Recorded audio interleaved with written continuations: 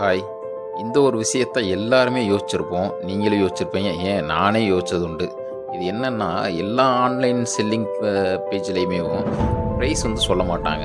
ஏன் சொல்ல மாட்டாங்க? ஏன் அத வந்து ஓப்பனாவே போட்டா நாங்களே தெரிஞ்சுப்போம். வேணுன்றவங்க அத வாங்கிட்டு போவாங்கன்னு யோசிச்சது உண்டு. நானுமே நெறைய பேஜ்ல போய் கமெண்ட் பண்ணது உண்டு.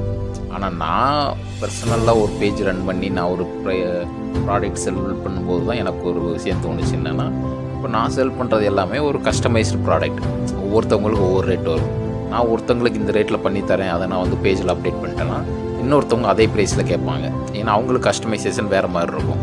ஸோ இந்த ஒரு ரீசன்னால தான் நிறையா செல்லிங் பேஜில் வந்து ப்ரைஸ் அப்டேட் பண்ண மாட்டாங்க. இதே மாதிரி கிஃப்ட் ஆர்டர் பண்ணுறதுக்கு உங்களுக்கு ஏதாவது டவுட்ஸ் இருக்குது, உங்களுக்கு ஏதாவது ட்ரபிள்ஸ் இருக்குது இந்த பேஜில் அப்படின்னா எனக்கு கமெண்ட் பண்ணுங்கள். நான் அதுக்கான ஆன்சரை நான் நெக்ஸ்ட் வீடியோவில் போஸ்ட் பண்ணுறேன்.